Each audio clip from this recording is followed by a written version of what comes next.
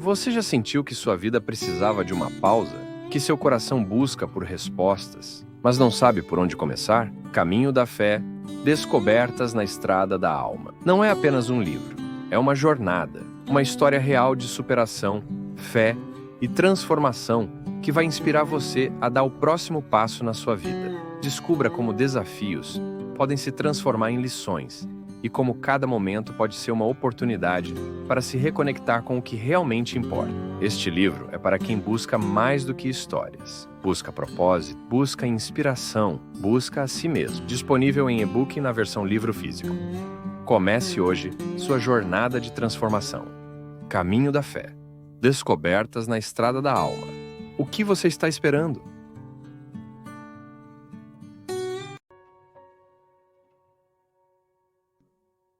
Uma pergunta bem feita, ela tem o poder de gerar respostas muito criativas dentro de nós. Ou então, quando não conseguimos chegar às respostas, a pergunta mesmo se encarrega de nos levar a um processo de mudança. Eu, por exemplo, quando eu me pergunto, o que um ser humano precisa para ser feliz? Eu posso querer encontrar as respostas colocando todas as dimensões da felicidade material, que não é nenhum problema. Eu preciso de realidades materiais, eu preciso do conforto onde dormir, eu preciso de alimento. Mas quando eu entro nas dimensões espirituais da felicidade, aí isso não tem fim. Porque espiritualmente é diferente da matéria. Materialmente eu posso ficar quase que saturado do muito ter. Eu encontro pessoas que têm muito o tempo todo e eu sei quão difícil é para elas administrar tudo que têm. Às vezes passa uma boa parte da vida e do tempo administrando o que materialmente conquistou. E não é desfrutando não, viu? É administrando. Eu gosto de dizer isso. Eu já experimentei o não ter e hoje eu experimento o ter. Os dois são difíceis. Não ter é muito difícil e ter também é muito difícil. A partir do momento que você tem uma casa, que você tem as responsabilidades daquela casa, as demandas daquela casa, você perde um pouco da sua liberdade. As coisas, elas vão criando um contexto para nós que é de aprisionamento. Por mais livre que a gente seja, a gente sempre tem um certo e, às vezes, alguns moderados, outros um exagerado apego às coisas. Aliás, quando a gente vai morrer, quando a gente sabe que está próximo de morrer, muito nos pesa o saber com quem ficarão as coisas. Uma pessoa que foi livre, por exemplo, dos bens materiais, quando se aproxima o fim, ela vai ficar muito mais conflituada com como ficarão as pessoas. O filho que deixou, né?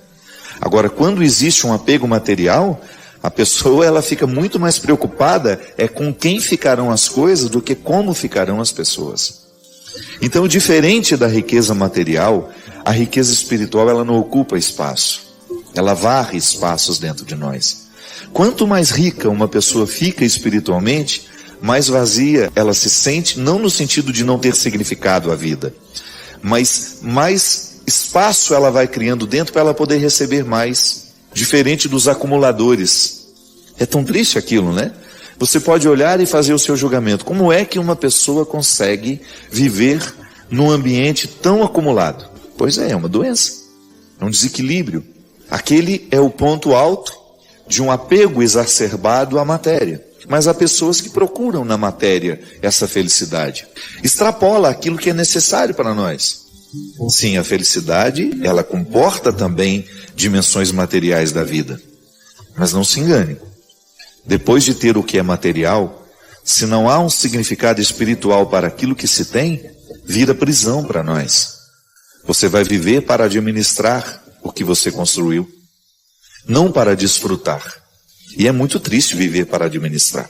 Às vezes a gente vê pessoas que são como cães amarrados nos bens que têm. Alguém se aproxima e já faz. Não é assim? Vive ali para vigiar. O carro não pode ter um arranhãozinho. Se ele perceber que tem um arranhão, ele já não dorme à noite. Ele já quer no outro dia e resolver aquele problema. É um apego exagerado. Faz a felicidade depender de tudo aquilo que é material. Mas o ter, se ele não estiver revestido de realidades espirituais, de significados espirituais, torna-se apenas um fardo. Aí você chega um momento que você até precisa perguntar, né? Quem é de quem? É o carro que é meu ou eu que sou do carro? Sim, a felicidade comporta necessidades materiais. É muito bom a gente ter. As coisas não nos tornam mais ricos. As coisas só nos tornam mais pesados. Porque é o ter sem espiritualidade. Porque eu posso muito bem revestir o que a vida me deu através do meu trabalho de significados espirituais. A minha casa, por exemplo, ela deixa de ser um peso para mim quando ela se torna o lugar do meu verdadeiro repouso, do meu verdadeiro descanso, do lugar onde eu reencontro a minha paz, a minha tranquilidade, onde eu me refaço dos meus cansaços e onde eu coloco as pessoas que eu amo. Todo mundo que frequenta aquela casa passa a fazer parte de uma felicidade espiritual. É tão bonito quando você entra dentro de uma casa e você percebe que ali o respeito pelo outro está nos pequenos detalhes. Não é apenas uma casa para ser bonita, não. É uma casa para ter significado espiritual. Isso é, ali as pessoas que transitam por ali se amam. E isso passa a fazer parte de uma felicidade espiritual. Você estar acompanhado de pessoas que você aprendeu a amar. O outro não é enxergado como apenas um objeto para satisfazer necessidades, não. O outro é um ser que faz parte da alegria da minha casa. Nós crescemos demais como pessoas, quando nós conseguimos ultrapassar o significado da matéria. Não, nós precisamos permitir que Deus nos eleve, que Deus nos faça crescer. O amadurecimento espiritual, a riqueza espiritual, até mesmo para nos ajudar a dar sentido a tudo aquilo que materialmente nós podemos conquistar.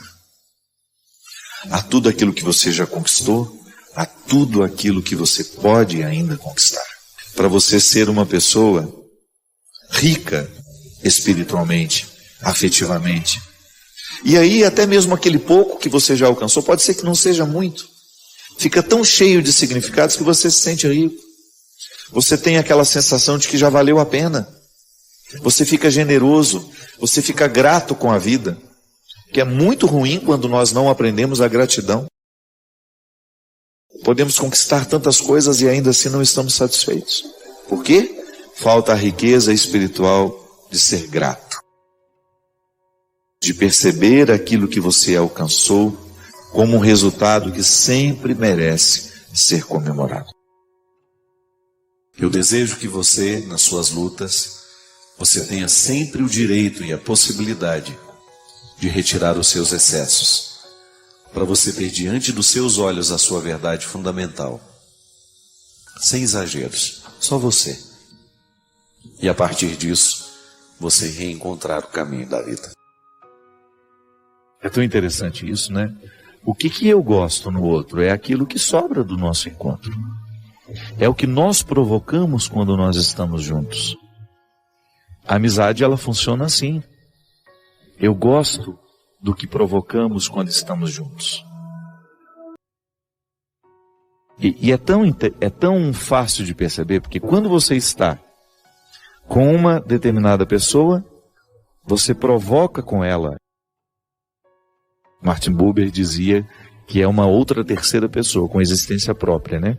O encontro entre duas gera de maneira espiritual, de maneira não material, claro, mas muito perceptível por essa pessoa que a gente se apaixona, ou por essa pessoa que a gente tem implicância, antipatia. É o que sobra do nosso encontro. Agora, de repente, se chega uma terceira pessoa, já modifica, né? Naturalmente somos modificados quando existe uma terceira pessoa no meio de nós, porque já não somos apenas aquilo que somos quando estamos a dois. Você, quando você está com um filho, sozinho com ele, gera uma terceira pessoa, vocês dois. Se o marido chega, já modificou o resultado deste encontro. Então, por isso que às vezes é tão difícil, depois que um namoro deixa de ser namoro, ele continuar sendo amizade. Porque vai depender muito da maneira como nós interpretamos essa terceira pessoa que nasce do nosso encontro. Agora, a regra é interessante para a gente entender a vida afetiva. Por que eu tenho tanta dificuldade com aquela pessoa? É o resultado nosso. O encontro gera um resultado humano, existencial. Por que eu gosto tanto de estar com aquela pessoa? Por causa daquilo que ela provoca em mim quando ela me encontra. Existem pessoas que conseguem extrair de nós o que as outras não conseguem. Eu estou passando por uma experiência muito interessante, que é de ser biografado. O biógrafo, que é o repórter Rodrigo Alvarez, aliás, eu me sinto extremamente honrado de ser biografado por um homem da grandeza do Rodrigo, do ponto de vista profissional, do ponto de vista humano. Um ser humano extremamente capacitado, sensível. Rodrigo atualmente é correspondente da Rede Globo em Berlim, mas eu o conheci em Jerusalém, durante o Pentecostes do ano passado. E eu me lembro que eu fui dar uma entrevista para o Rodrigo, e antes da entrevista, fui até o Gilberto, da Obra de Maria. Pelo amor de Deus, conversa com o Rodrigo ali, que ele precisa depois fazer uma reportagem, e a gente acha que você, o senhor e o padre Reginaldo Manzotti é que deveriam conversar com ele. Aí tudo bem, ficamos ali batendo um papinho antes da entrevista, e ele ficou muito curioso com a minha maneira de ser padre no Brasil. E depois a nossa conversa continuou, mas não é isso que eu queria falar. Neste período de ser biografado, eu tenho que pôr minha vida na mesa, né? Eu tenho que lembrar fatos, pessoas que passaram por mim, que me ajudaram a ser quem sou. E o que é interessante é perceber, pegar esses personagens ao longo da minha vida e identificar o que cada personagem provocava em mim. E foi muito interessante identificar algumas pessoas do passado, algumas que já morreram inclusive, que são absolutamente responsáveis pela minha maneira de ser hoje. E eu já estava esquecido disso. Foi só no ato de contar a história, de ter que revirar esse passado para que o Rodrigo entendesse a minha vida e pudesse escrevê-la, é que eu fui tomando consciência da importância dessas pessoas na configuração do meu caráter. Elas arrancaram de mim sentimentos, posicionamentos, pensamentos, posturas que as outras não arrancaram. O resultado do outro em mim. Aquilo que nós provocamos quando estamos juntos. Você se casou assim. Se você investigou bem seu marido, se não foi na pressa, você se casou justamente porque você se apaixonou pelo que sobrava entre você e ele quando vocês estavam juntos. Era bom o resultado humano que você experimentava quando você estava a sós com ele. E é por isso que o amor tem de ser renovado depois, porque à medida que chega um filho na família, modifica a maneira como vocês dois eram um para o outro. Terão de adaptar o amor. Da mesma forma quando alguém é arrancado. Por exemplo, um casal que perde um filho de acidente, uma doença.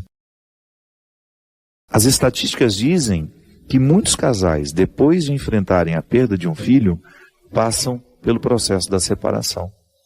Sabe por quê? A psicologia explica, é muito simples. Porque a maneira de sentir e interpretar a ausência do filho é diferente no homem e é diferente na mulher. E às vezes não há entendimento, não há uma compreensão dessa diferença. Então, ou a mãe acha que o pai não está ligando para a perda, ou o contrário. Tudo vai depender da intensidade com que essa perda é sentida no coração de cada um. Não é interessante isso? Então, quando alguém chega, a relação dos dois é modificada. Mas também quando alguém é arrancado, a relação é modificada. É o que o outro provoca em nós. São os mistérios do nosso sentimento, minha gente. O ser humano é muito misterioso, é muito enigmático. Né, minha Bia querida? Minha produtora querida. Ela está ali no fundo dizendo a verdade, Padre. Se estivesse sentindo profundamente o que eu estou dizendo.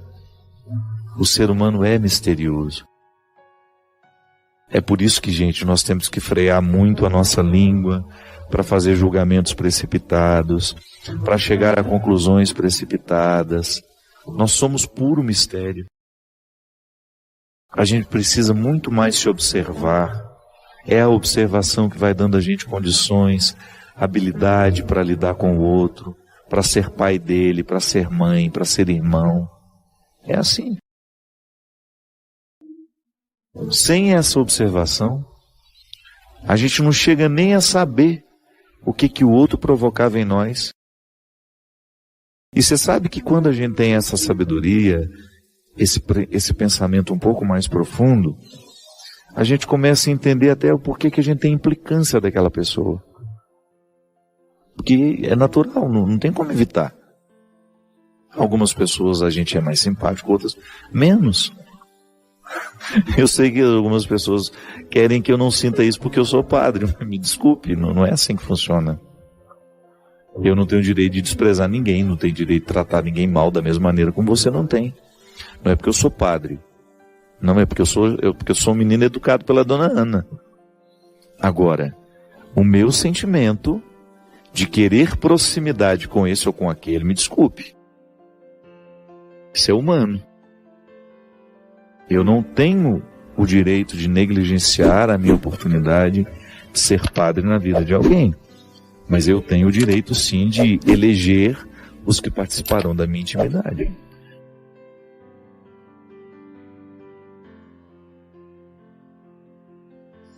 Você está amargurado hoje? Então encare essa amargura de maneira positiva. Tenha um olhar diferenciado sobre essa amargura. Olhe com um pouco mais de tranquilidade para essa amargura. E ao olhar com tranquilidade para essa amargura, sem desespero, eu começo a compreendê-la. Quando eu começo a compreendê-la, eu começo a senti-la de forma diferente. Aos poucos ela vai deixando de ser um peso e eu alcanço a leveza, que é o oposto da amargura. A fé, o tempo todo nos encaminha, a fé que nós professamos o tempo todo nos encaminha e precisa nos encaminhar para esses processos. Mudanças, transformações. Ninguém consegue chegar ao resultado se não passar pelo duro processo da construção desse resultado. É a vida. E não poderia ser diferente. É processual. A palavra já diz tudo, parte por parte. A bem-aventurança, ela engloba uma série de situações humanas aparentemente prejuízo. No primeiro momento, quando você olha para a bem-aventurança, parece que é prejuízo. Mas atado a este prejuízo, há sempre uma situação bonita sendo prometida.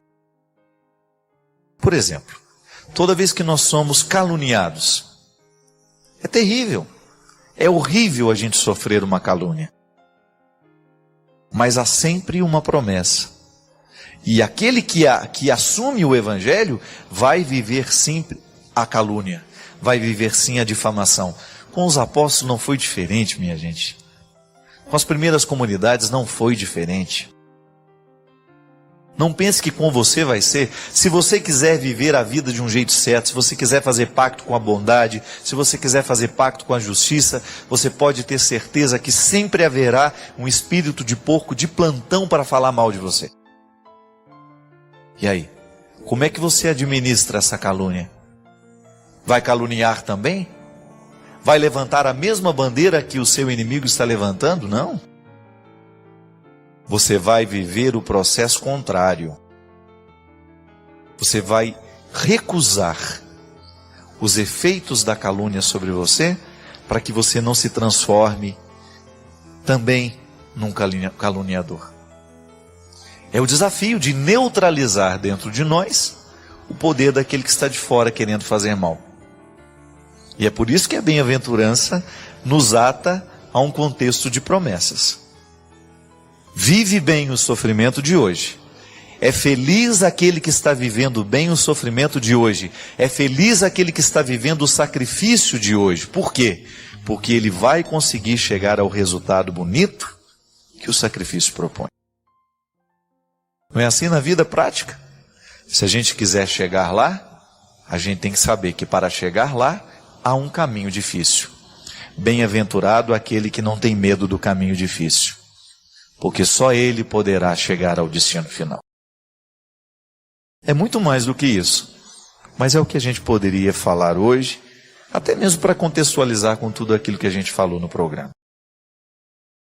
Você pode ter certeza que se você quiser ser alguém na vida, se você quiser fazer a diferença neste mundo, você vai ter que estar disposto a sofrer muito. Porque não é fácil. Não é fácil manter-se de pé numa época, num tempo, onde a oposição a tudo aquilo que é justo, honesto, bonito, coerente, está sempre de plantão para destruir.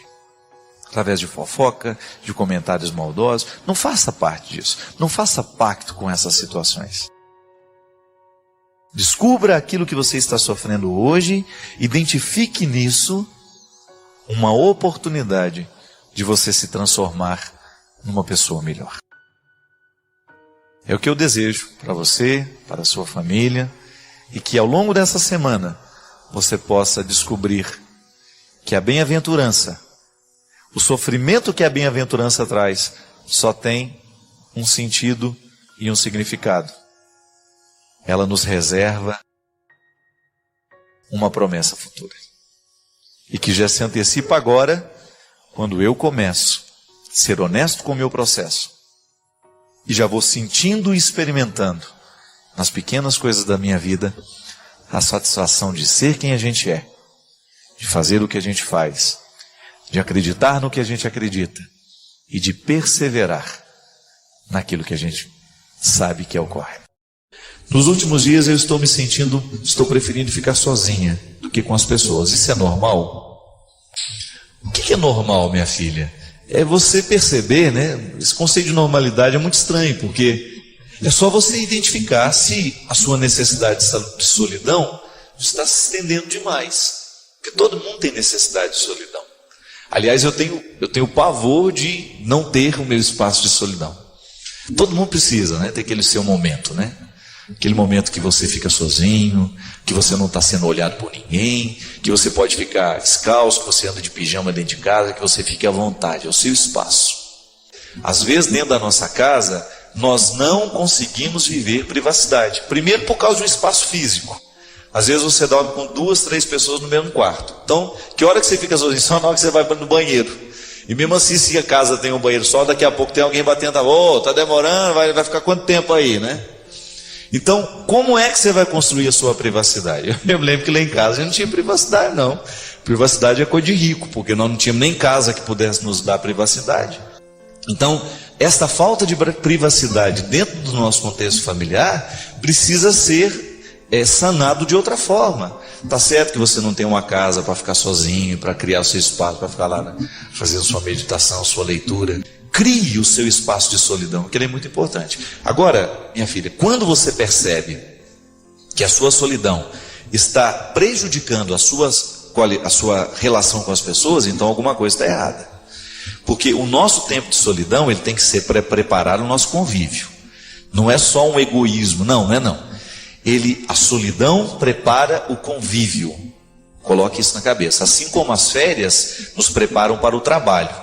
Qual que é a função das férias? É descansar o corpo para depois a gente voltar trabalhando. Com mais disposição. Não sei se isso acontece de maneira. Porque às vezes as nossas férias são mais cansativas do que o trabalho, né?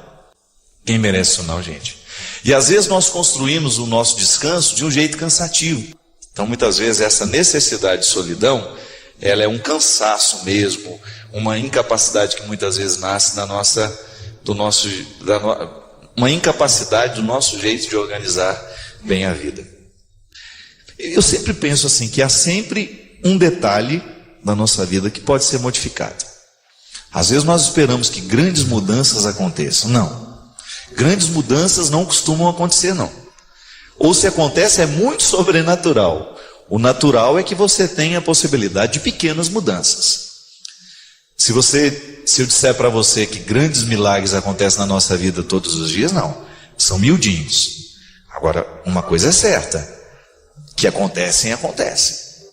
Aí vai depender da nossa sensibilidade de abrir os olhos para perceber. Vai depender daquilo que nós conseguimos enxergar. Você tem inúmeras possibilidades diante de você. Pode ser que você não veja todas. Comece por aquelas que você vê. Seja honesto com aquilo que Deus está te dando. Muitas vezes nós ficamos pedindo a Deus uma série de coisas, mas Ele já deu o que a gente precisa, mas a gente não sabe reconhecer. E saber reconhecer aquilo que Deus nos deu é um jeito bonito que a gente tem de experimentar o cuidado dele por nós. Comece a mudar a sua vida. Comece por coisas pequenas. Outro dia encontrei uma senhora que me disse: padre, ouvi uma palavra que modificou o meu jeito de pensar a minha vida. E começou simples. Começou a partir de uma caminhada que ela estava fazendo todos os dias de manhã. O todo dia não pode ser a partir da segunda-feira só. Tem que ser uma atitude que envolva a nossa vida, que nos discipline. E aí todos nós sabemos onde é que nós precisamos mudar.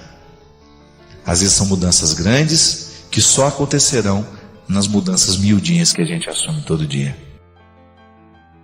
Quer um exemplo? Vai para a sua gavetinha de novo. Dá uma olhada em tudo que você está guardando aí no seu quarto. Tem muita coisa que você passou da hora de jogar fora. E às vezes a gente fica pensando: e se amanhã eu precisar? Mentira. É um jeito que a gente tem de entupir os armários, de entupir as cômodas, de entupir o nosso quarto com coisas desnecessárias que nós nunca vamos usar. É um jeito bonito que a gente tem de deixar o ambiente mais limpo, de dar qualidade à nossa vida. Pesos que estão de fora, que estão dentro das gavetas, que estão nos guarda-roupas, mas pesos que estão aqui dentro de nós também. Rancores que às vezes nós precisamos jogar fora. É um jeito bonito que você tem de deixar Deus cuidar de você, jogando fora aquilo que não merece ser guardado. Padre Fábio, quando é que eu posso considerar a minha confissão incompleta? Eu me confessei recentemente e sinto como se não tivesse me confessado. Esqueci algumas coisas, o sacerdote não conversou direito comigo, mesmo vendo o meu nervosismo, que costuma ser sempre assim quando me confesso. Fico nervosa. Os pecados que esqueci são perdoados? Como fazer uma boa confissão? Minha filha, o sacramento, ele realmente... Confissão é você contar o pecado. Muitas vezes as pessoas confundem a confissão com o aconselhamento. Não é, né? Dentro da confissão até existe uma pequena exortação, um pequeno aconselhamento. Mas a gente não pode confundir conversa com confissão. Confissão é contar os pecados e receber a absolvição. Direção espiritual é outra coisa. Mesmo porque o padre, se ele te escuta em confissão e você faz uma direção espiritual, ele não pode nem comentar muita coisa por causa do sigilo de confissão que a gente tem. Não é comentar com os outros, não é comentar com você mesmo. Ou até mesmo voltar à conversa numa outra oportunidade. Quando é que o sacramento é eficaz? Uma confissão, ela é bem feita à medida em que você consegue sentir a eficácia do sacramento. Isto é, você de fato internaliza o perdão recebido. Mas isso não depende do padre, minha filha. Depende do seu arrependimento. Mesmo porque só contar o pecado, muitas vezes não nos alivia. O que nos alivia de verdade é o arrependimento. Então, muitas vezes nós nos confessamos sem arrependimento. Então, isso não vai ter repercussão dentro de você. Porque você cumpriu apenas uma obrigação formal de contar o pecado ao padre e ficou por isso mesmo. Quem se perdoa é você. Não adianta nada eu lhe dar o perdão se você não viveu a sua reconciliação. E esse primeiro passo da confissão é muito importante. Eu preciso ir para a confissão já reconciliado. Eu preciso ir já reconciliado com aquilo que eu fiz de errado. Então, se eu magoei alguém, antes de ir me confessar, eu já preciso ter arrumado aquela situação que ficou desajeitada. Eu já preciso ter pedido o meu perdão a quem eu magoei. Eu já preciso ter devolvido o que eu roubei. Eu já preciso ter consertado o que eu desconsertei. Porque quando eu vou para o padre, eu vou apenas para receber com eficácia o perdão que Deus vai me conceder, mas que eu já me concedi. É muito interessante porque muitas vezes nós não vamos bem na vida, não é porque o outro não nos perdoou, não é porque o outro nos machucou, não. O pior inimigo que nós podemos ter na vida não está de fora, ele está aqui dentro de nós. Então, quando nós não vivemos este primeiro passo da reconciliação, a gente vai ter a dificuldade de poder viver a eficácia ou sentir a eficácia da confissão e do perdão que o Padre vai nos dar. Então, minha filha, arrependa-se antes de confessar-se. Busque essa reconciliação interior antes de ir contar o que você fez. Mesmo porque eu, particularmente, compreendo que atender confissão é quase que um processo terapêutico. Nós ajudamos a viver, arrumar o quebra-cabeça que está desarrumado dentro do coração do outro. Eu não tenho o poder de mexer nas peças. Eu tenho o poder de ajudar a mexer nas peças, mas o primeiro movimento quem faz é a pessoa que precisa se reorganizar. É ela que está vivendo o momento do desconcerto. Há sempre um desconcerto em todo o pecado. O pecado nos desconcerta. O pecado nos retira do prumo. Então a confissão tem o poder de ajudar a fazer esse processo a ser retomado. Mas antes de qualquer coisa, você precisa viver essa reconciliação. Alguns escritos orientais dizem que uma pessoa que está um pouco mais evoluída na sua consciência conserva sua raiva por 1 minuto. Uma pessoa comum conserva por meia hora. E uma pessoa ainda não tão evoluída na sua consciência conserva sua raiva por 1 dia e 1 noite. Agora, uma pessoa cheia de mágoas, ela se lembra dessa raiva até o dia de morrer. É humano sentir raiva. Faz parte da vida. Mas nós devemos esquecê-la rapidamente. Não devemos alimentá-la nos lembrando dela, nem remoendo acontecimentos passados, porque a raiva causa uma grande inquietude interior. Somos as primeiras vítimas da raiva que sentimos. Ela nos queima por dentro, tirando nossa paz, obscurece os nossos pensamentos, distorce nossas percepções.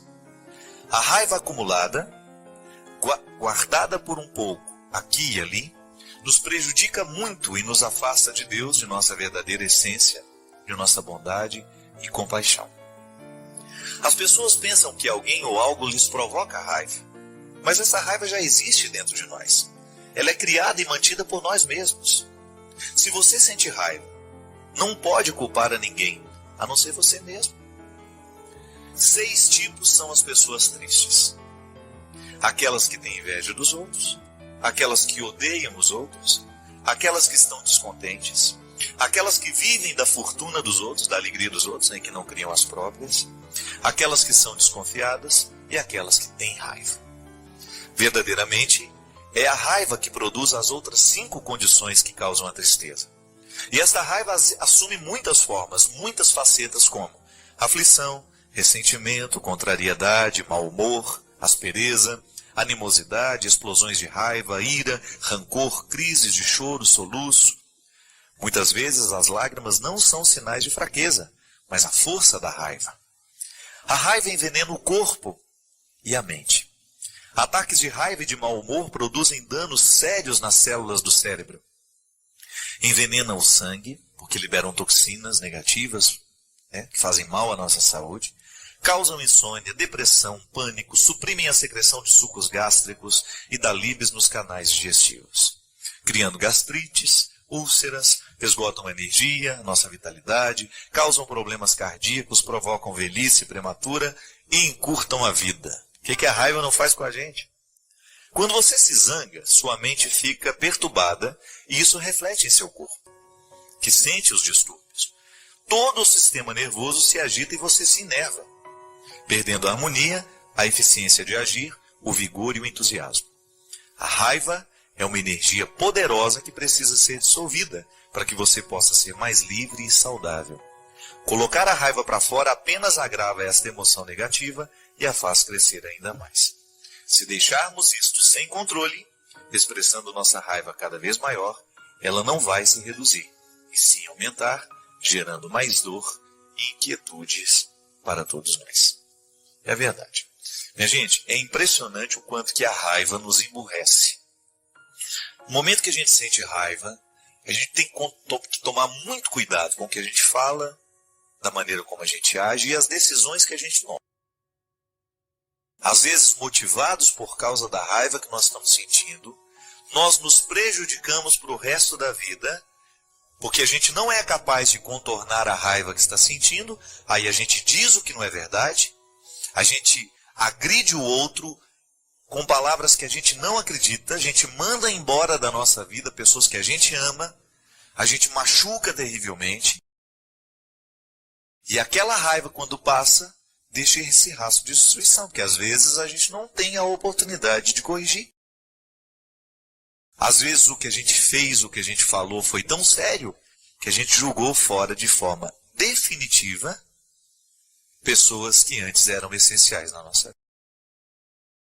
E eu digo isso, minha gente, porque eu tenho encontrado muita gente, e encontro isso também em mim. Preciso dizer que esse discurso é para mim, antes de ser para você. Nós estamos ficando muito irritados nos dias de hoje. O contexto em que a gente vive é de muita irritação. Nós fazemos muito mais coisas do que fazíamos no passado, né? Se você pega uma pessoa que viveu há 30 anos atrás, ela tinha um dia a dia muito mais leve do que o que nós temos hoje. Hoje as nossas crianças começam a ir para a escola com 3 anos de idade. Eu me lembro que a primeira vez que eu pisei numa escola, e graças a Deus, foi aos 6 anos e meio, quando eu estava prestes a completar 7 anos. Até então a minha vida foi ser criança, não ter compromisso. Minha mãe nunca colocou a gente para fazer nada nessa fase da vida. Era para ser criança, era para viver o ócio criativo que faz parte do nosso desenvolvimento humano. Tá certo, nós evoluímos, hoje a estrutura nos permite colocar as nossas crianças para aprenderem isso, para aprenderem aquilo. Tudo bem, os pais vão sendo capazes de discernir aquilo que eles querem para a vida dos filhos. O que a gente não pode negar é que muitas vezes uma criança que foi submetida a todos estes processos de responsabilidade desde muito cedo, ela vai ter um nível de estresse muito mais alto antes do tempo. Aí você tem aí crianças com 13, 14 anos já deprimidas, né?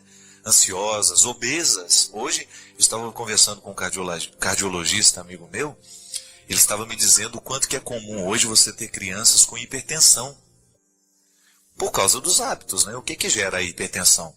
São as maneiras como a gente vive. É o que a gente come, é o nosso dia a dia. O batimento fica acelerado por causa do nosso ritmo de vida, né? E ele estava dizendo, não é nenhum problema colocar as crianças para suas aulas de inglês, para os seus cursos, para música. Música é até o contrário, né? Eu acho que é uma atividade que descansa mais do que cansa. Claro, se a criança gosta, porque tem aquela mãe que sempre quis ser pianista, né? Ela não conseguiu tocar nem um parabéns para você. Aí a pobrezinha da filha, que detesta piano, vai ter que ser pianista, porque a mãe quis ser. Já encontrei muita gente assim, que impõe esse fardo sobre os filhos, né? Aí aquilo que deveria ser uma atitude de lazer e relaxante, porque a música é isso, concorda comigo, Christian?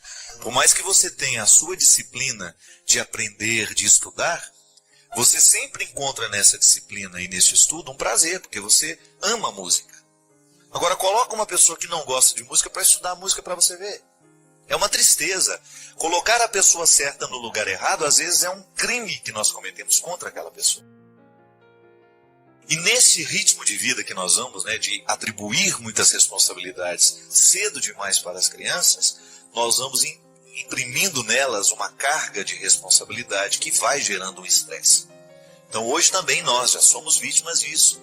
Nós queremos fazer muitas coisas, nós queremos carregar o mundo nas costas, nós não sabemos mais dizer não, tudo a gente quer fazer, tudo a gente vai, e daqui a pouco a gente já não tem mais qualidade para viver. É por isso que a gente precisa saber criar esse espaço de descanso, de relaxamento, né? Você criar o seu espaço de meditação. Por isso que a oração faz tão bem ao coração humano. A oração é o momento que você esvazia a sua mente para enchê-la de coisas boas. É você na presença de Deus, seja alimentado pela sua palavra, seja alimentado por um salmo, através de um texto de meditação, através de um livro, né? A Canção Nova tem tantos instrumentais para isso, mas a gente vai minando essa força da raiva, nós vamos diminuindo o o nosso nível de estresse. Compre coisas boas para a sua vida, ouça coisas boas, músicas que te descansem, palavras que façam bem ao seu coração, mude os seus hábitos. Coloque na frequência do seu coração um ritmo agradável. Viva com mais prazer, né? Tenha mais tranquilidade, aprecie mais a vida, saboreie mais a vida. Nós às vezes fazemos tudo muito corrido e fazemos os que estão do nosso lado viverem neste ritmo alucinante também. E aí a gente vai perdendo a graça, a gente vai ficando cada vez mais irritados, difíceis e aborrecidos. Hoje eu vivi uma situação que me fez pensar muito sobre o poder que a gratidão tem de reorganizar dentro de nós aquilo que a gente viveu e que ficou... Eu gosto de comparar como se fosse uma peça fora da estante, né? A gente arrumou e sobrou. Alguma coisa sobrou e a gente não consegue encaixar. A vida emocional da gente é assim também. O trauma, né? A psicologia nos ensina que é justamente um acontecimento que não coube dentro da gente. Numa fase da vida eu fui traumatizado pela fala de alguém, por um acontecimento. Então eu não soube acomodar dentro de mim. Porque quando eu sou criança, eu não tenho os filtros da maturidade que me permitem não deixar que aquilo que está sendo dito, que aquilo que está sendo feito, possa me machucar tanto. Por não ter esse filtro, eu acabo vivendo o trauma, que é a minha incapacidade de guardar de uma forma positiva aquilo que eu vivi. E chega um momento da vida que tudo isso vem à tona, né? As faturas do vivido sempre chegarão nas nossas mãos. E hoje eu estava pensando de como faz diferença, na hora que nós vamos viver essa organização, a gente ser movido pelo sentimento de gratidão, que é justamente uma forma de se perdoar, né? Às vezes a gente não consegue olhar para aquilo que a gente viveu, para aquelas situações em que a gente fracassou, em que a gente não teve condições de dar a melhor parte, de fazer da melhor forma. Então aquilo não cabe dentro de nós e a gente vai levando uma amargura e que não faz sentido, né? Porque a amargura que a gente sente hoje não corrige o erro do passado. Eu sempre gosto de fazer a diferenciação entre a culpa e o arrependimento. Essa incapacidade de guardar dentro de nós, de armazenar de uma forma harmoniosa o que a gente viveu, geralmente gera culpa. Então eu me sinto culpado porque eu não dei conta, porque eu fui reprovado, porque eu fracassei, porque eu não passei, porque eu não alcancei, a minha meta não foi cumprida. Ou então eu posso me sentir arrependido de alguma coisa que eu olho, reconheço que não deu certo porque eu errei em alguns pontos, não calculei bem, não fiz as melhores escolhas. Então o arrependimento, o arrependimento me proporciona novas oportunidades. A partir dele eu posso corrigir o presente. Nunca a culpa nos faz voltar para o passado que a gente não modifica. O arrependimento nos faz prestar atenção no presente que agora está diante de mim e que pode receber a minha intervenção. Eu estava pensando de como, no momento em que eu sou grato, eu chego à conclusão de que a vida foi como poderia ter sido mesmo. Eu não tinha as forças para ser forte naquele momento, eu não tinha sabedoria para escolher melhor. Então, à medida que eu vou reconciliando isso dentro de mim, que eu vou derramando a água do perdão sobre isso, né? Existe uma expressão bonita na mística que são as abluções, que são os mergulhos que nós fazemos das nossas realidades na graça de Deus, na crença, a crença que você tiver nesse sagrado que lhe habita. A gente vai ficando cada vez mais leve. Então olho para o que eu vivi e sou grato. Sou grato por tudo. Eu fico pensando, minha gente, se eu tivesse sido privado de todas as situações que me fizeram sofrer, certamente eu não teria alcançado nem 20% do que eu já alcancei de mim.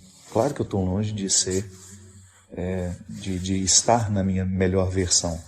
Mas aquilo que eu já alcancei de mim hoje me permite ser um homem feliz. E tudo isso é porque, de alguma forma, eu agradeci. Tive uma vida muito difícil, tenho até hoje, tenho, mas não reclamo não. Eu sou grato pela vida, por tudo aquilo que eu já consegui viver, por tudo aquilo que eu tenho hoje. Essa gratidão com a vida eu aprendo muito com a minha mãe, que sempre teve uma vida muito, mas muito difícil. Aliás, a história dela me inspira muito. E eu nunca vi, assim, na minha mãe um traço de rancor, de mágoa. E todo mundo que conhece minha mãe sabe, né? Ela tem um humor delicado, ela é engraçada, ela não precisa contar piada para fazer a gente rir. Muitas pessoas até num primeiro momento se aproximam dela porque é minha mãe, né? Mas depois que descobrem o ser humano que ela é, eu só fico pequenininho perto dela. Ela tem uma gratidão natural. Eu sinto que minha mãe colocou tudo o que estava desarrumado dentro dela na estante das emoções. Ficou tudo muito bem guardado. E hoje, quando olho para ela, eu tenho a oportunidade de ver um ser humano de bem com a vida mesmo. Me ocorre muito uma frase da tia Judite, que é a tia do Marcos Montenegro, que perdeu um filho, assim como minha mãe perdeu também. Ela conta toda a história, que é muito triste, e depois ela sempre finalizava assim, mas está tudo certo. É isso mesmo, acho que quando a gente vive essa reconciliação diária com aquilo que nos aconteceu, a gente não vai dormir com os ressentimentos. E aí isso nos livra de nos sentirmos vítimas, coitadinhos de nós, olha como eu sofro. Porque na verdade esse é o grande... É o fato que nos paralisa, né? Quando a gente começa a se interpretar com vitimismo. Acho que fica muito mais leve a gente olhar para a vida, por mais difícil que ela seja, e ela é difícil para todos nós. Aí a gente olhar bem nos olhos dela e dizer, Dona Vida, a senhora não me deve nada, tá tudo certo. Vamos continuar porque tá tudo certo. Desejo do fundo do meu coração que nessa semana de Páscoa você tenha a disposição interior de mergulhar em você, identificar o que está morto e o que precisa receber o sopro de uma vida nova. Às vezes nós vamos vivendo a nossa vida sem muita reflexão. Eu falo muito isso, né? Nós somos muito mais reativos do que reflexivos. E é justamente a reflexão que nos faz compreender ou perceber aquilo que nós estamos errando. Não há uma outra forma de você identificar na sua vida se você está acertando com você, com os outros, ou se você está errando, a não ser refletindo. Que é justamente a oportunidade que você tem de jogar o olhar para dentro. O livro começa falando justamente disso. Em algum momento da nossa vida, a gente desaprende de olhar para dentro. Eu aprendi muito isso peregrinando. Minha amiga Fabiana sempre falava isso, que o peregrino é aquele que anda de fora, mas que também tem que andar por dentro. Os lugares por onde eu passo me sugerem entrar dentro de mim. E é verdade. Quando eu entro dentro de mim, eu tenho contato com as minhas verdades, com aquilo que às vezes está inconsciente em mim, eu não sei, mas acaba provocando reações na minha vida, porque o inconsciente, embora ele seja desconhecido, ele é extremamente atuante em nós. Eu tenho atitudes hoje que estão muito ligadas ao meu passado, e são inconscientes os motivos que me fazem agir assim ou assado. Claro, acessar o inconsciente é um assunto difícil de ser tratado aqui. Como podemos fazer isso? As terapias podem nos ajudar, mas eu preciso ter um modo de viver que seja terapêutico. Eu preciso ser também meu analista. Você precisa ser seu. Porque senão a gente fica vivendo sem saber exatamente quem somos, o que podemos, o que queremos. Quantas pessoas eu encontro pela vida que estão vivendo uma vida que não querem e às vezes estão infelizes porque nem sabem que não é essa vida que elas querem. Se acostumaram a ela, se adaptaram a ela. E o livro é justamente uma reflexão sobre isso. Eu coloco 2 personagens porque é romanceado. Então é um homem que está se preparando para ir trabalhar e de repente ele percebe que tem uma criança dentro do quarto. E como ele já está no estado de arrebatamento, ele não problematiza o fato de ter uma criança dentro do quarto dele. E ele começa a estabelecer um diálogo com ela, com essa criança, que é uma menina, que começa a fazer algumas perguntas para ele. Uma pergunta simples, né? O que você enxerga quando você se olha no espelho? E ele responde muito praticamente, meu corpo, né? Ela, mas o que tem além de tudo isso? E pronto, aí começa uma conversa muito interessante, que é um diálogo do homem com a consciência. A consciência é uma menina, uma criança, e eu quis dar esse simbolismo porque geralmente, quando nós acessamos a nossa criança, lá não existe muito disfarce. Nós somos muito verdadeiros quando somos criança. E depois, à medida que a gente vai ficando educado, a gente costuma soterrar muitas das nossas verdades para que a gente... Então, às vezes, nesse processo de adaptação, para a gente ser aceito, nós abrimos mão de quem somos. E aí passamos uma vida inteira fazendo coisas para as quais a gente não foi feito, estabelecendo relacionamentos que não agregam. E esse homem vivia justamente isso, trabalhava demais, já não tinha nem tanto tempo pela frente, porque chega um momento da vida em que a gente tem mais passado do que temos de futuro. E ele precisava se fazer essa pergunta, como é que ele gostaria de gastar esse restante de vida que ele tinha? Não é justo a gente olhar para o tempo que a gente tem e nem saber quanto tempo a gente tem, sabendo que nós vamos desperdiçar aí mais 2, 3, 4 anos numa situação que a gente sabe que não é pra gente, que não nos faz felizes, que não nos realiza. E aí esse homem se encoraja a ir conversando com essa menina ao longo do livro, claro, no primeiro momento cheio de resistência, porque todos nós não gostamos de ser desafiados quando nós identificamos que não estamos coerentes. A incoerência é um desconforto. E aí, à medida que eles vão conversando, o diálogo vai abrindo a mente dele e ele vai entrando dentro dele, fazendo essa viagem interior que eu falava no início. Tão necessária, minha gente. A qualidade da nossa vida depende do quanto a gente se conhece. E é bonito porque quanto mais eu me conheço, mais eu encontro Deus que está em mim. O encontro de Jesus com a samaritana me fala justamente disso. Ele diz para ela, chegará um momento que não será aqui, nem ali, nem acolá que você vai encontrar-se com Deus.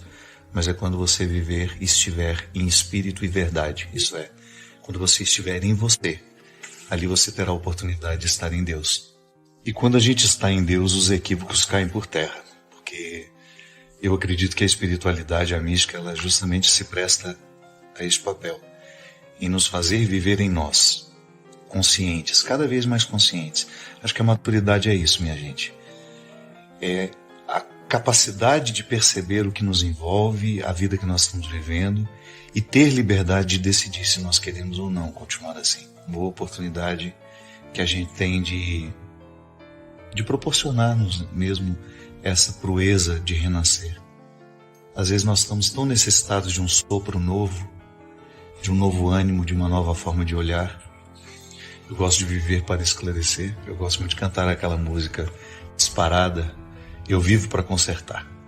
Tudo aquilo que eu encontro de errado, eu gosto de ajudar a consertar.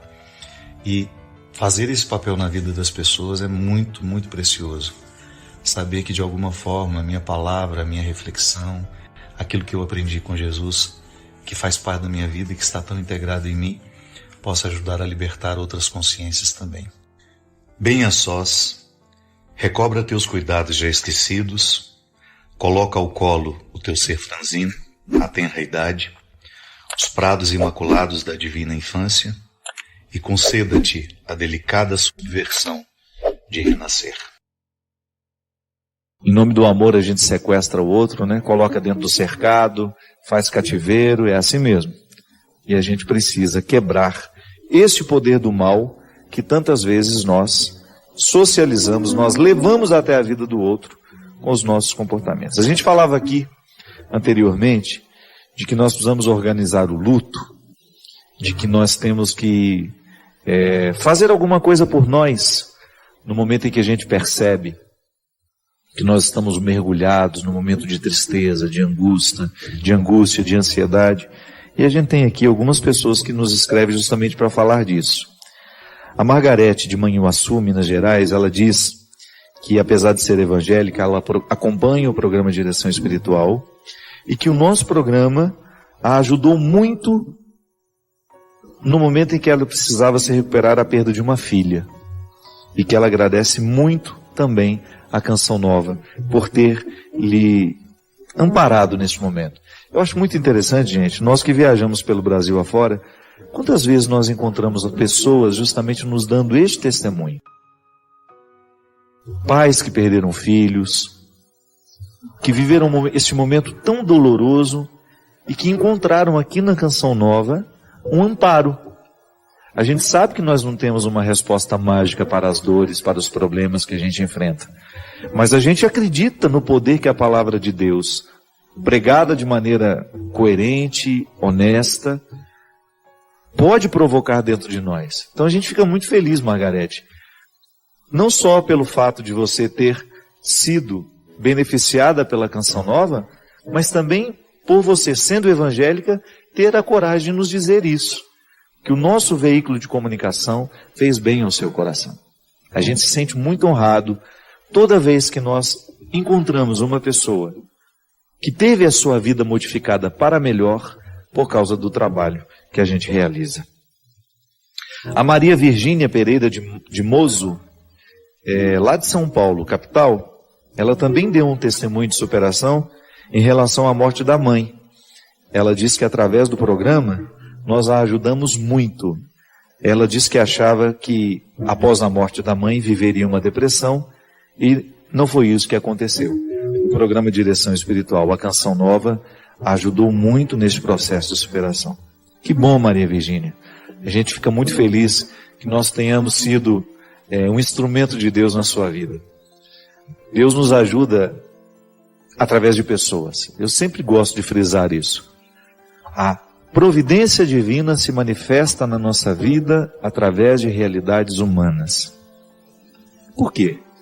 Porque Deus não pode estar no mundo dispensando aqueles que são humanos e que estão conscientes do poder que nós trazemos dentro de nós. Essa é a força do cristianismo. Deus age quando e como quer, mas Ele prefere agir através de nós. Muitos milagres deixam de acontecer no mundo porque nós cruzamos os nossos braços, nós deixamos de fazer a nossa parte. Sim, Maria Virgínia, no momento em que nós perdemos alguém, nós precisamos de mais de amigos ao nosso lado. Nós precisamos de braços que nos sustentem. Nós precisamos de olhares que nos olhem, que nos encorajem. Nós precisamos de pessoas que nos digam a palavra certa. E é assim que nós acreditamos. Todos nós aqui da Canção Nova carregamos diariamente no nosso coração essa responsabilidade. E com muita alegria, viu? Não é uma responsabilidade que nos entristece, nem tampouco nos amedronta. Ela nos encoraja e nos responsabiliza diariamente para que a gente não saia do caminho. É muito bom quando a gente fica sabendo que nós participamos do processo de superação de uma pessoa. A Suzana Souza é muito grata a nós, porque ela diz que através do programa Direção Espiritual, ela sentiu o seu coração ser confortado no momento de luto. E ela se tornou seguidora a partir disso. A Silvana Aparecida, lá de Santa Maria, Rio Grande do Sul. O nosso abraço ao povo de Santa Maria, de maneira muito especial aos pais daqueles jovens e adolescentes que perderam a sua vida dentro daquele acidente terrível, daquele incêndio naquela boate, onde tantos jovens perderam a sua vida. A gente sabe que é muito doloroso viver um processo como este. A gente dar passo na direção de um futuro, sabendo que nós sepultamos um filho. É uma dor que não tem nome. E a gente acredita que em Santa Maria esse processo tenha sido extremamente doloroso. E tem sido muito doloroso para muitos pais. Nós queremos demonstrar, mais uma vez, porque já passou o tempo para nós. Tantas notícias já vieram tomar conta dos nossos noticiários. A gente ficou sabendo a gente viu muitas vezes a repetição da notícia, do incêndio naquela boate Kiss, das pessoas que foram mortas. Passou. Tantas outras tragédias aconteceram, tantas outras notícias ganharam o centro dos nossos meios de comunicação. Minha gente, mas para nós isso aconteceu. para aqueles pais que precisam lidar diariamente com essa triste realidade de não terem mais os seus filhos dentro de casa, essa notícia não passou ainda. Então nós nos unimos a todos estes pais, todos os irmãos, os amigos que perderam os seus entes queridos nesse trágico acontecimento. A Maria da Graça Ferreira, de São Paulo, de Taubaté, da minha terra, minha querida Taubaté, ela diz assim: Padre, a partir daquilo que o senhor falou no programa Direção Espiritual, sobre deletar tudo aquilo que não nos beneficia, e que isso só traz indiferença, frieza e afastamento, eu comecei a ser uma pessoa melhor. Comecei a ser mais feliz, frequentar a academia, a igreja, visitar os doentes, ajudar na minha igreja, procurando seguir os passos de Jesus, que são os caminhos de fé, verdade e vida. Obrigado, Padre, por ter sido uma luz na minha vida. Todas as quartas espero uma palavra de fé, de amor, de vida, de alegria, que é o que o Senhor tem trazido para todos nós. Seja sempre esse sacerdote do povo. Muito obrigado, Maria da Graça. É nossa, como dizia aqui anteriormente, é nossa satisfação saber que a gente participou de maneira eficaz, que Deus pôde contar com a gente para agir na vida do seu povo. Essa é a verdadeira encarnação do cristianismo em nós. Se em Maria o Verbo se encarna, e o Verbo é Jesus, e que com o seu título, por ser Ele o nosso Salvador, nós o chamamos de Jesus Cristo, que é o Salvador da nossa vida, e que após a sua morte e ressurreição, Ele continua no mundo, colocando-nos nessa oportunidade muito feliz de sermos os legítimos representantes de sua presença.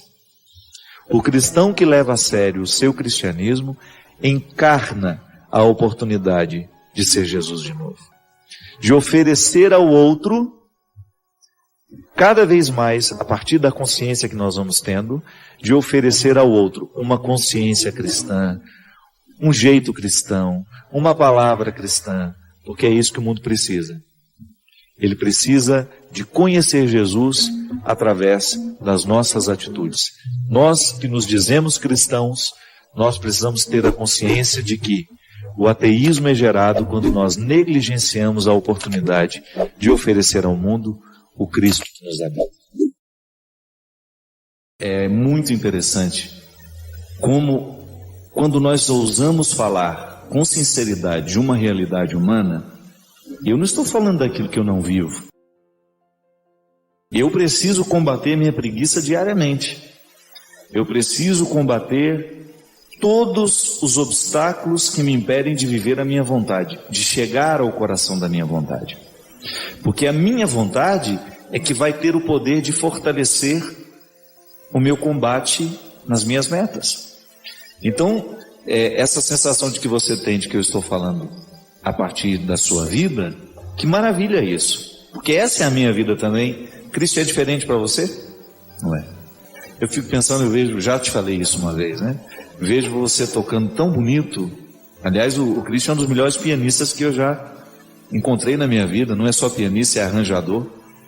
É um homem muito qualificado do ponto de vista musical, além do humano. Mas quando você estuda desde que idade? Desde os 7 anos. Às vezes a gente vê o menino tocando assim hoje, pensa que foi da noite para o dia, não é não. Não é? É uma luta diária. E certamente você também precisou lidar com a sua preguiça. Regride. Se você deixar hoje de investir, se você achar que você já está pronto para a música, você começa a declinar, não é verdade? A oportunidade que a gente tem, Jaqueline, de identificar dentro de nós o que está sendo precário, isso também já é uma experiência sagrada. Porque às vezes a gente acha que o sagrado só está associado àquilo que a gente tem de bom. Não. Toda vez que nós temos coragem de mexer no lixo da nossa existência, isso também pode ser uma experiência sagrada. Porque é ali que você vai fazer a reciclagem. Tá certo, esse lixo aqui, esse entulho, esse resto, esse insucesso que foi fruto de um tempo mal vivido, No que isso hoje pode me ajudar? E aí nós vamos aos poucos fazendo o fortalecimento dessa vontade, a gente vai tendo coragem de dar essa sacudida, como você usou de maneira tão descontraída o termo, né? O Padre Fábio está dando um sacode na minha vida, porque eu estou sacudindo a minha vida aqui também. Inclusive que gostaria até de dizer que no último acampamento eu não tive oportunidade de estar, eu não pude vir, eu passei mal, muito mal mesmo, da madrugada de sábado para domingo, tive muita ânsia de vômito, sensação de estar asfixiado, e aí eu precisei ir para o hospital, fiquei um tempo internado lá, fiz os meus exames, graças a Deus não descobriu nada, mas tudo indica que eu esteja desenvolvendo uma síndrome do pânico, muito comum nos dias de hoje. Talvez por causa do meu excesso de trabalho, estou cansado mesmo, mas é porque eu sou um pouco dramático também, faço uma experiência. O humor também nunca me abandona, eu gosto de brincar com os meus cansaços e sei que quem me acompanha também faz o mesmo. É que na verdade eu tenho me sentido muito exaurido mesmo nos últimos tempos. Aquilo que antes não me custava fazer, está custando muito. Tudo é muito cansativo na vida. Mas eu preciso diariamente recrutar a minha vontade para que este cansaço não prevaleça sobre o meu trabalho. Eu acho que está chegando um momento na minha vida de rever muitas coisas, de dar uma pausa em algumas coisas. Estou aberto a Deus para que Ele me diga o que eu realmente preciso fazer. Porque chega um momento em que a gente descobre que o que a gente faz não pode ser mais importante do que o que a gente é. E aí nós começamos a perder a qualidade da vida. Quando nós fazemos demais e podemos ser de menos. Quando a gente tem uma agenda que não nos permite muitas vezes um descanso, quando não nos permite o estar em casa, que é absolutamente repositor para toda e qualquer pessoa. Mas no nosso dia a dia, nós vamos precisando enfrentar todas as realidades que podem se opor ao nosso crescimento pessoal. Como digo para vocês, se estou vivendo agora, enfrentando um momento difícil na minha vida, eu preciso ter coragem de permitir que o momento difícil, como eu dei o exemplo anterior, né, o entulho da minha escolha, possa agora provocar uma mudança em mim. É assim que funciona. Não posso permitir que a minha vida continue sendo levada, sendo vivida, sem que ela passe pelo crivo do discernimento. Eu sei que às vezes nós temos muita dificuldade de ouvir o que nos incomoda. Eu sei que às vezes a própria pressa da vida que a gente leva, o excesso de comunicação, o excesso de coisas que a gente... É impressionante como nós temos muitas coisas ao mesmo tempo para fazer, muitas respostas ao mesmo tempo para dar. E isso vai nos cansando, isso vai minando a nossa disposição. E aí, porque nós estamos sem disposição, a preguiça nos puxa. E a gente deixa de fortalecer a nossa vontade. E quando nós enfraquecemos a nossa vontade, quando nós não fortalecemos essa vontade, você a enfraquece. Que ela não fica estacionada. É igual o Cristo disse, o que toca precisa tocar todos os dias, porque senão ele regride. Ele não fica estacionado no que ele sabe, ele desaprende com o tempo. A vontade é a mesma coisa. Ela nunca fica estacionada, ela vai regredir. Se eu deixo de investir nela, ela regride. Por isso que eu preciso fazer diariamente o exercício, como dizia Santo Agostinho, de fortalecer em mim a minha vontade. É igual quando você precisa viver a superação de um relacionamento que te faz mal. Você terá a tentação de voltar àquela pessoa, mesmo sabendo que ela faz mal, porque você está movida por uma dependência afetiva. Se você não fortalece a sua vontade, você jamais poderá viver a libertação daquele relacionamento danoso. É o que a gente fala aqui no livro Quem Me Roubou de Mim, quando a gente faz uma diferenciação entre o desejo e a vontade. Muitas pessoas são movidas pelos seus desejos, que são aquelas realidades superficiais em nós. Agora, quando a pessoa é movida pela vontade, ela vai ser capaz de identificar o que de fato ela está precisando. Então, vamos aí lutando diariamente para que essa vontade encontre um lugar para crescer. Isso é fruto da vida espiritual em nós, né? Essa semana mesmo, conversando com o Everson, que é meu grande amigo do dia a dia, eu falava para ele, o Everson tem uma sensibilidade muito grande, e de vez em quando ele, assim, no sinal, ele vê alguém pedindo alguma coisa, ou vendendo alguma coisa, ele tem o hábito às vezes de parar o carro, conversar, paga o triplo do que vale a mercadoria. É uma maneira que ele tem de ser gentil com as pessoas. E ele não é rico, né? Ele tira do salário dele. Mas eu acho bonito isso nele. Aí ele estava contando que outro dia um senhorzinho que nem tinha tanta idade, mas o aspecto já era de muito sofrido, parado no sinal, e que aí ele parou, se interessou, conversou com o senhor, descobriu. Aí ele falou assim, com os olhos cheios de água, falei, padre, a vontade que eu tinha de colocar aquele senhor dentro do carro e trazer ele para mim. Dar a ele aquilo que a vida não está dando.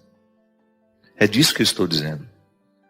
Às vezes nós encontramos pessoas, e aí eu também partilhei com ele, que às vezes nós encontramos pessoas que alcançaram tão pouco da vida. Eu não estou falando de alcançar materialmente. Claro, alcançar materialmente também é bom. Trabalhar, estudar, e depois você desfrutar, ter o direito de fazer uma viagem de férias, ter dinheiro para você sair com seus amigos, comer num restaurante, ir ver no cinema. Sim, isso é importante, faz parte das nossas alegrias. Mas eu estou falando daquela realização que ultrapassa a questão material, que é você ter alcançado o máximo de si. É tão bom quando a gente percebe que nós estamos alcançando o máximo de nós. Essa sensação a gente tem muito quando nós estudamos. Quando você dia a dia vai incorporando novos conhecimentos e você vai percebendo que você vai se distanciando daquela antiga ignorância que você levava com você.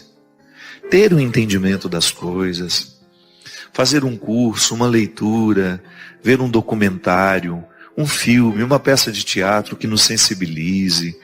Tudo isso vai incorporando, vai alargando, né, os territórios da nossa alma. Então a gente vai tendo a sensação de que nós estamos alcançando cada vez mais os presentes que a vida nos dá. É claro que se você escolhe ficar trancada dentro de casa, amargurada, decepcionada, machucada, se você opta por lamber as feridas o tempo todo e não sai para buscar uma cura para essas feridas, você vai aproveitando cada vez menos da vida. É disso que nós estamos falando. Bartimeu vivia uma espécie de escravidão assim. Vejam o que diz o texto. Chegaram a Jericó, e quando Jesus estava saindo da cidade, acompanhavam-no os discípulos e uma grande multidão. O mendigo cego Bartimeu, filho de Timeu, estava sentado à beira do caminho. Ouvindo que era Jesus Nazareno, começou a gritar: Jesus, filho de Davi, tem compaixão de mim? Muitos o repreendiam para que se calasse, mas ele gritava ainda mais alto: Filho de Davi, tem compaixão de mim. Jesus parou e disse: Chamai-o. Eles chamaram, dizendo: Coragem, levanta-te, ele te chama. O cego jogou o manto fora, deu um pulo e se aproximou de Jesus. Este lhe perguntou: Que queres que eu te faça? O cego respondeu: Rabuni, que eu veja. Jesus disse: Vai, a tua fé te salvou. E no mesmo instante, ele recuperou a vista e foi seguindo Jesus pelo caminho. Veja bem, o relato de Marcos, se você quiser depois até acompanhar aí na sua casa, reler, é Marcos capítulo 10, versículo 46 até o versículo 52. Capítulo 10 do Evangelho de Marcos, versículo 46 a 52. Veja bem, o relato primeiro diz que quando Bartimeu ouviu que ele não podia ver, quando ele ouviu que Jesus estava passando, o primeiro desejo dele foi correr ao encontro de Jesus. Mas imediatamente ele escutou algumas pessoas dizendo: cala a boca, fica quieto. Não é? Ele é repreendido por aqueles que estavam ali com Jesus, que certamente tinham uma visão bastante preconceituosa. Sim, a gente sabe que nesse contexto religioso aqui, a enfermidade era compreendida por muitos como uma maldição divina. Uma maneira muito cruel de compreender a Deus, né? Então, se tem uma cegueira, se tem uma paralisia, está apenas vivendo as consequências de uma maldição. Então, certamente esses preconceituosos não admitiam em hipótese alguma que Bartimeu pudesse fazer parte do grupo. Então, a primeira reação é de repreensão. Fique quieto no seu canto. Não venha importunar, não venha incomodar. Então, o primeiro desafio que Bartimeu precisa enfrentar é não acreditar nessa ordem. É não acreditar naqueles que queriam calá-lo. E é tão significativo isso, minha gente. Já vamos aplicando na nossa vida. Quantas vezes nós também, vivendo a necessidade de superar uma escravidão, não conseguimos porque estamos rodeados de pessoas que nos mandam ficar quietos. Às vezes até bem intencionadas. Ah, para de incomodar, se ajeite com isso que Deus está lhe dando. Você tem que se conformar. Às vezes são vozes que no fundo acabam sendo diabólicas, porque nos retiram a possibilidade da superação, porque nos acomodam. Ah, deixa por isso mesmo. Não estou dizendo que na vida a gente tenha situações que a gente de fato tenha que deixar por isso mesmo. Mas superar um processo de escravidão, não. Nós não podemos parar nas vozes que querem nos calar, que querem nos impedir de sair, de ir adiante, de vencer aquilo que precisa ser vencido em nós. Às vezes nós que vivemos em comunidade, então, meu Deus do céu, como isso é perigoso. Como é perigoso dentro das comunidades religiosas, dentro dos conventos, dentro dos seminários, a gente ser paralisado por aqueles que têm ciúmes, por aqueles que têm inveja, e que em nome de um amor por nós, ficam nos tolhindo. E às vezes usam até a imagem de Deus para fazer isso. Dizem que rezou e que Deus disse que não era para a gente fazer isso, fazer aquilo.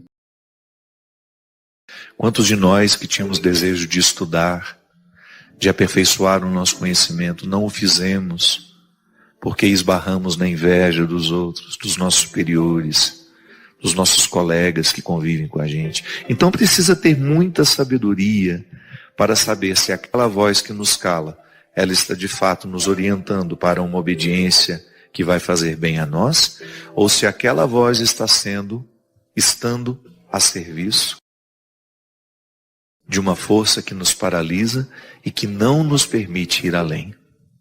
Sempre o discernimento, sempre a reflexão. É por isso que eu sempre digo que não existe crescimento humano sem reflexão. Até você mesmo que é casada.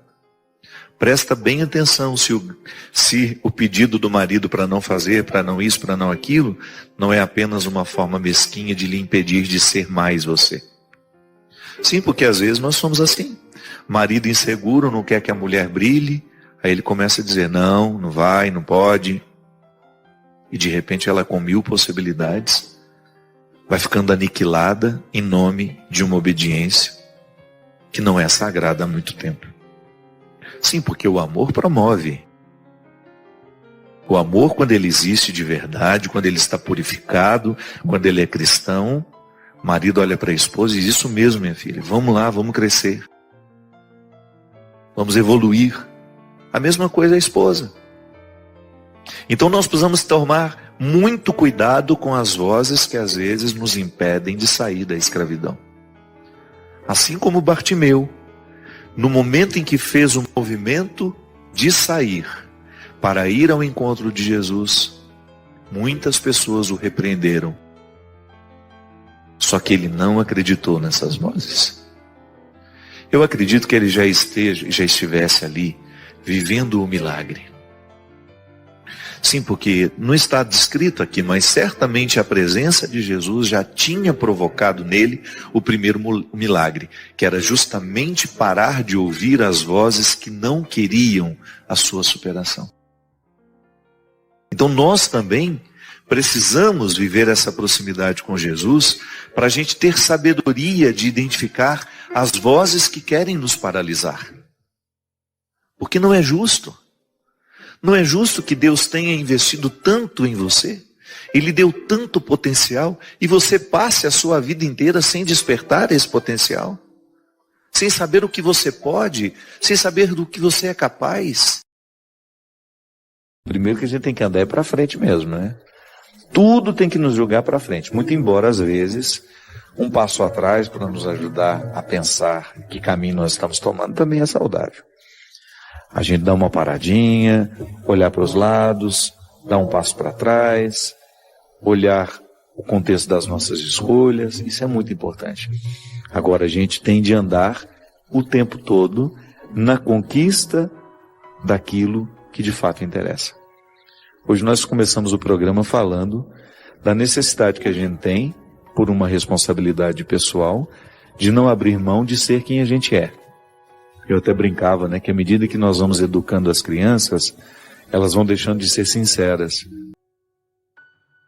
O falseamento não pode ser confundido com essa capacidade social que você tem de ser simpático com o outro e de não dizer aquilo que vai ser agressivo a ele. Então, ser educado é você privar o outro de ouvir algo que possa ser desagradável aos ouvidos dele. Então você considerar com sabedoria. Mas o falseamento é diferente. O falseamento é quando você finge uma satisfação quando de fato ela não existe. Então muitas vezes nós assumimos o falseamento como uma postura de vida. Não é o outro que vai quebrar essa falsidade em nós. É claro que alguém pode até nos estimular a deixar a falsidade de lado. Mas é a gente que precisa diariamente fazer essa pergunta. Se nós estamos sendo suficientemente verdadeiros com o nosso processo, para que esse processo nos provoque satisfação, realização, que essa vida é uma só. Se eu perco tempo com essa falsidade, com esses falseamentos, eu fico privado de elevar à categoria máxima aquilo que eu sou. E é interessante, né, que às vezes a gente passa boa parte da nossa vida vivendo só a metade do que a gente poderia. Por quê? Porque a gente perde muito tempo com falsidade, com os falseamentos. A gente não faz os enfrentamentos, aí a gente fica ali naquela condição de hipócrita. Porque nem é uma hipocrisia em relação ao outro. Também existe. Eu posso ser hipócrita em relação ao outro. Mas eu também posso ser hipócrita numa relação comigo. Quando eu minto, por exemplo, para mim mesmo, nós falamos ali agora mesmo na reflexão da palavra, muitas vezes eu, numa tentativa de me justificar, eu fico enfrentando falsos conflitos que não correspondem à minha realidade. E isso, minha gente, é como ser um doente que se recusa a viver o tratamento. Se você identifica que você está dentro de um relacionamento que não te leva para frente, que só te emperra, você precisa ser honesta com você. Não dá para levar adiante esse relacionamento. O mínimo que você precisa fazer é colocar as cartas na mesa e discutir abertamente quais são as reais intenções dessa pessoa. Você não é um objeto para ser manuseado, para ser colocado numa condição absolutamente desfavorável aos seus anseios como pessoa. É preciso ter muita coragem para viver esse enfrentamento. Mas a partir do momento que você dá este passo no enfrentamento, você vai alcançar alguns territórios que são seus e que até então estavam alienados nas mãos de outros. Isso vai lhe dando ainda mais coragem de buscar mais conquistas. A gente não termina. Essa conquista não termina nunca. A liberdade interior é um processo que nunca vai ter fim. Então, se você sente que você está vivendo um relacionamento que não lhe favorece florescer como pessoa, você não pode pensar duas vezes. Você tem que problematizar a questão. Eu gosto sempre de dizer isso. Nós precisamos levar a sério os nossos conflitos. Às vezes nós não damos ouvido ao que nos incomoda. E por que não damos ouvido ao que nos incomoda? A gente perde a habilidade de saber o que de fato precisa ser modificado. É como você se acostumar a um emprego onde você não cresce, onde você não precisa recrutar a sua inteligência, você fica repetindo a mesma coisa, e aí você olha que uma pessoa muito menos preparada que você realizaria aquela função perfeitamente. Está na hora de você ir embora. Está na hora de você buscar um outro lugar para você. Sabe por quê? Senão você vai começar a se nivelar por baixo. E essa fatura chega. Pode ser que hoje você esteja acostumado, o contexto lhe te anestesiou, mas vai chegar um momento que você vai se cobrar, meu Deus do céu, por que eu não tive coragem de fazer a minha mala e partir em busca de uma realidade que me exigisse mais? Por que eu não tive coragem de, naquela hora, tomar uma decisão que me causaria um desconforto, porque eu perderia a estabilidade, mas ao mesmo tempo me colocaria num projeto que de fato era para mim? Aí você vai sentir que você vai ser mais exigido do ponto de vista intelectual e naturalmente você vai sentir-se mais confortável do ponto de vista emocional. Porque quando nós temos a acomodação do processo intelectual, você começa a nutrir silenciosamente uma insatisfação emocional. Você sabe por quê? O ser humano sabe que pode. Você sabe que pode. Hoje, conversando com uma amiga minha, ela estava me dizendo, porque ela é empresária, ela trabalha não com um grupo muito grande de pessoas, mas ela fala assim, eu sempre tive muita habilidade de mandar os meus funcionários embora. Não é fácil, né? Já mandou alguém embora? Eu também não quero ter esse desprazer, deve ser muito desagradável. Mas ela disse que quando ela identificava que um funcionário não correspondia mais ao que ela esperava, e que ela certamente teria de enfrentar o dissabor de despedir, ela começava a prestar atenção de maneira especial no que estava desestimulando aquela pessoa. E aí, quando ela chegava para a conversa, ela chegava toda otimista, ela não chegava metendo bronca, não. Ela começava dizendo assim, você tem percebido que você nasceu para muito mais do que aquilo que você faz? Porque se você não está desempenhando bem o seu papel, não é que você é incapaz, não. É que você não está estimulado. Você pode muito mais. Vá buscar um emprego melhor para você. Vá buscar um lugar onde você vá se exigir um pouco mais como pessoa e que naturalmente vai lhe dar uma satisfação, porque o que nos realiza é quando a gente tem a sensação de que a gente está crescendo. Se a pessoa ir embora feliz da vida. Isso é um dom. É um dom de fazer o outro perceber que ele pode ser mais. Você faz isso com os outros? Você estimula as pessoas a serem mais? Ou você aproveita a acomodação para que elas fiquem escravizadas dos seus interesses? E você? Você é capaz de se desafiar a querer mais para você?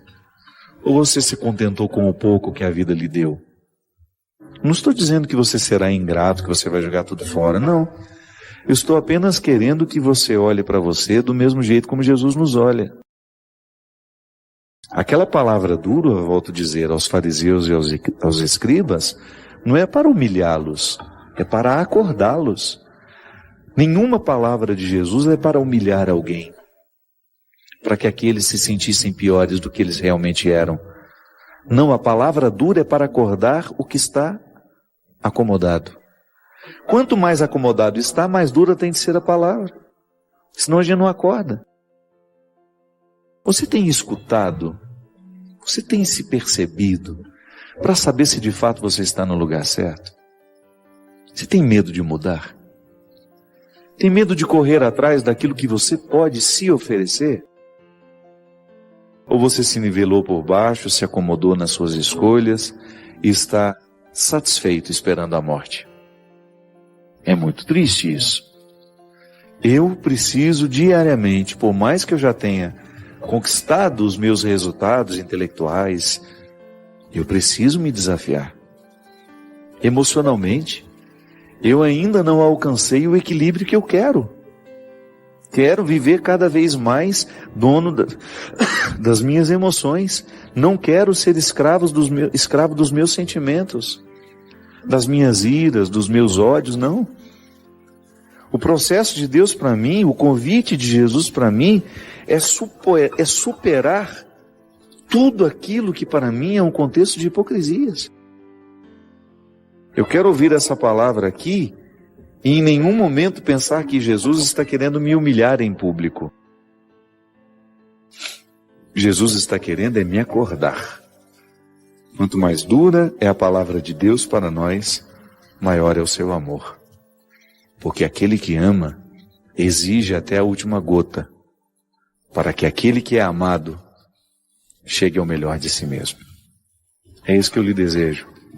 Que Deus lhe desafie, que Deus lhe incomode, que Deus lhe grite essa palavra dura, para que você saia de todas as realidades, para que você rompa com todas as realidades que estão lhe aprisionando. Sua opinião é importante para nós. Comente abaixo. Inscreva-se para mais conteúdo enriquecedor e ajude-nos a espalhar essas mensagens positivas compartilhando este vídeo.